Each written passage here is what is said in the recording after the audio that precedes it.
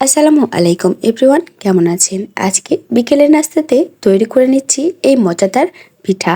এটি সম্পূর্ণ নতুন পদ্ধতিতে আমি ফার্স্ট টাইম ট্রাই করে দেখলাম। কেমন লাগলো অবশ্যই কিন্তু কমেন্ট বক্সে জানাবেন।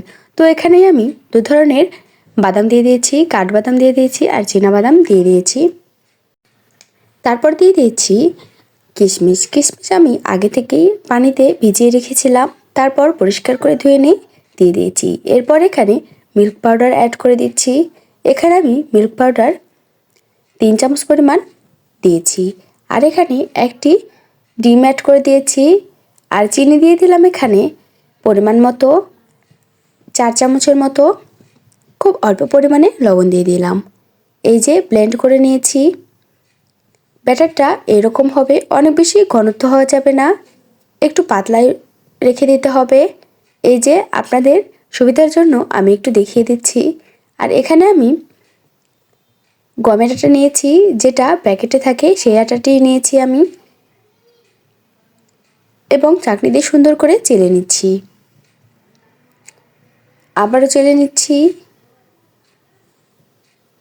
একটু সময় নেই এই কাজটি করতে হবে, তবে অনেক বেশি সময়ের কোনো প্রয়োজন নেই, ঝটপট আপনারা তৈরি করে নিতে পারেন। আবারও দিয়ে দিলাম খুব অল্প পরিমাণে লবণ।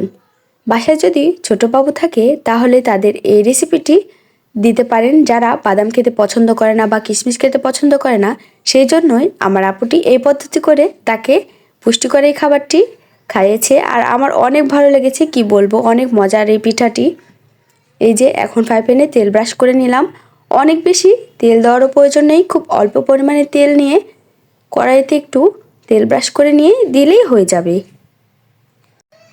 এখন ঢাকনাতে ঢেকে রেখেছি 3 থেকে 4 মিনিটের মতো। আর চুলার আঁচটি অবশ্যই কিন্তু লো আঁচে রাখবেন, নইলে অনেক বেশি চুলার আঁচ রাখলে পিঠাগুলো পুড়ে যেতে পারে আর ভেতর থেকে ভালো করে ফুলবে না। এই জন্য সেম একই পদ্ধতিতে 3 থেকে 4 ব্যাচের মতো আমি পিঠাটি ভেজে নিয়েছি। আপনারাও কিন্তু এই পিঠাটি একবার হলেও বাসায় ট্রাই করে দেখবেন, আর কেমন হয়েছে অবশ্যই কিন্তু জানাবেন। তবে এই রেসিপিটি যাদের বাসায় ছোট বাচ্চা আছে তারা কিন্তু অবশ্যই ট্রাই করবেন, কারণ ছোট বাচ্চারা এসব পুষ্টিকর খাবার যেমন বাদাম কিশমিশ এগুলো খেতে পছন্দ করে না, তাদের জন্যই এই রেসিপিটি। তো ভালো লাগলে অবশ্যই শেয়ার করে দেবেন। আর আমার পেজ যদি নতুন হয়ে থাকেন অবশ্যই কিন্তু ভালোবাসা দিয়ে যাবেন। ইনশাল্লাহ আমিও আপনাদের পাশে থাকার চেষ্টা করব। তো সবাইকে অনেক অনেক ধন্যবাদ। সবাই ভালো থাকবেন, সুস্থ থাকবেন। আজকের মতো এখানেই বিদায় নিচ্ছি। আল্লাহ হাফেজ।